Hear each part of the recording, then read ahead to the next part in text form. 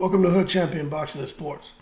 In boxing, you find a way to win, you find a way to lose. Hey, so there's a lot going on right now when it comes to boxers.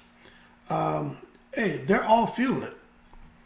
I don't care if they're with DAZN, if they're with Golden Boy, PBC, it doesn't matter. Everybody's feeling it right now because of what happened with Showtime, what's going on with PBC. Now, the thing is, there's been a lot of back and forth on Twitter. Ryan Garcia and Terence Crawford actually feel that, fighters, should be at the table. Bottom line, like, they should be more involved, you know what I'm saying? But this is the thing. De La Hoya feels differently. Now, I'm going to talk briefly about this, right? Because I have an opinion. Now, so let's just understand this, right? Terence Crawford was saying that he just feels boxers need to be at the table, okay? And then De La Hoya came out and said that he disagrees with Terence Crawford. He says fighters should hire smart, competent representation that will look out for the best interests of his client. Fighters should worry about the small window of opportunity they have to fight as many times as they can in their short careers. Now, when Oscar De La Hoya tweeted that, I'm telling y'all from my own experience before I retired from what I was doing. When people say stuff like that, they have an agenda. Okay? Oscar De La Hoya is saying what he needs to say for his own selfish benefit. Oscar De La Hoya does not care to see any fighters go out here and end up in a position to where they eliminate the promoter. Why? Because De La Hoya is a promoter. And the sad thing is, when Crawford comes up here and he says, this is exactly the point. I say we need boxers at the table, and De La Hoya says, sit down and shut up. You really think we better if y'all keep running things? You don't get it. We need to do things different, like other sports. We have the power, and y'all can't keep us from using it. Okay, so the sad thing about all this is De La Hoya took his career into his own hands, and he went on to make what he was making good money to making outstanding money when he started to control his own career. Floyd Mayweather went on to control his own career and started making, ridiculous amounts of money. So now you have this thing going on where fighters are sitting back saying, damn, maybe if I was controlling my own destiny, maybe I wouldn't be sitting here at the mercy of a promoter or a network, And I'm going to tell you this, the promoter and the fighter, right? One doesn't work for the other. It's a complementary relationship. And that's what I think needs to happen. It needs to be a complementary relationship. Now, what De La Hoya is suggesting is that it's more of a supplementary relationship. You know what I'm saying? De La Hoya is not looking to go in with the fighter and make sure that they're working together, it's compromises, it's almost like a 50-50 deal. No, De La Hoya is more like, I'll give you what you need or what I say you deserve, but you're not going to come to the table and have a voice. Now, I'm going to tell you from experience, man, if you want to achieve success and to be able to sustain it long term, you got to make sure that you have some people who I'm going to say, I'm just going to talk the lingo I know. At the tactical level, which is the worker bee, the operational level, more of the managers and stuff. Then the strategic level, that's the level where you have more of the executives and the guys who have worked at the tactical and operational level and can take all that experience with them and go and develop and grow people, right? And when you're at that level, that strategic level, which I'd say Oscar De La Hoya is at, You don't sit there and tell the guys at the tactical and operational level to not talk, or nah, you don't need to be part of these conversations. You just let us kind of guide things. Let us sail the ship. You don't need to worry about that. You just worry about your little position down there and what you're doing. Let me tell you, that's not how that works. You can't achieve mission accomplishment without involving your people. Let me tell you, the most vital resource is human capital, man. That's not my opinion. All right? So my thing is, so what happens now? You have fighters now coming to this, let's say, a table. And now they're there with the promoters, the managers, sanctioning bodies, or whoever. I mean,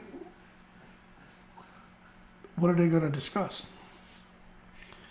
Because the only thing I could see these fighters coming there and wanting to talk about would be money. So I do think that you'd have to hear from them, but that's why it's important that they have a voice and there's some kind of venue or some kind of communication line to where they can sit there and sit down and have a voice and have a conversation and be part of the process. Because at the end of the day, if the things that these promoters, if these processes that are being put in place affect their fighters, and the fighters don't like it, or they see a better way of doing things, they should be able to sit at the table and say, hey, well, you know what? Oscar, Bob, Eddie, this is what you guys have drawn up, and these are some ways I think we can make it better. And I think that should happen. But at the same time, I'm going to tell you, there are some things that when you get to a certain level, that the guys at the tactical and operational level, they shouldn't be worried about. You understand? Because they don't have no control over it. And once you start getting them involved in too many processes, well, then now you can lose control, because now they're getting involved and they're hearing about things, but they're just hearing stuff like on the surface. They're not getting the stuff down in the weeds, the intricate details. They're not getting that. They're not privy to that, and they don't have the experience. They don't have the experience to be able to understand why certain decisions are made. And then as a result, you get people who just start firing off emotion and feeling that, hey, we're being disrespected, you're not taking us serious, our opinion, our voices don't matter. And now you got all kind of problems. Matter of fact, I'm gonna give you an example. I had somebody, this person was very knowledgeable. They knew book knowledge, they had some hands-on knowledge. But what they knew very well. And they wanted to challenge me. Every time I said something, they'd want to challenge me. And when they would start challenging me, I would just sit quiet. Because I knew whatever they started talking about, I already knew the direction they were going. You know why? Because I had been in my position. I'm just going to tell you, I had been in the military like 18, 19 years at the time. This person had only been in 7. And I came up in a very fast-paced environment, combat air forces, fighter wings, fighter aircraft, where every day was a break glass in case of emergency moment. The sky is falling moment, on the edge moment, right? So there was nothing I hadn't seen, and I was very fortunate, but at the same time, wasn't necessarily a good thing for me, because it just made me a kind of way, which was kind of intense, and some people couldn't handle that. But long story short, it's kind of like this situation where you get the fighters wanting to get involved with everything that's going on with the promoters, and they start to think they know more than the promoters. So this person, and we're talking about transferring an aircraft. And I was telling them what, I was like, hey, make sure you guys are doing this and that. And they challenged me. So why would we do that? And I was like, well, why wouldn't we do it? And they started telling me, well, this is the process. You do this and you do that. And hey, man, we don't do that no more. You're too old, and trying to make a joke. And then people were laughing. And some of the people in the office, I remember them saying, uh-oh, you don't want to challenge, and they said my name, right? And I was like, no, it's all good. I was like, keep going. So this person was telling me about all the forms that we need to gather, and these are the agencies we need to talk to, and this is the lead up at the major command we need to work with to make sure that we can have all this transfer and everything take place. And after they were done talking, I said, you need to do these other forms, and they were telling me no. Now the reason they were telling me no is because they were trained wrong at their previous assignment on that aircraft transfer process. They were trained totally wrong. So instead of me sitting there arguing with them, I said, pull up this instruction, pull up this command instruction, Air Force instruction and a command instruction. And when they pulled it up, I showed them in there where it says, okay, in the Air Force instruction, it says do this. But in this command instruction, which the command we're in was Combat Air Forces, I said, with aircraft transfers, what does it tell you to do?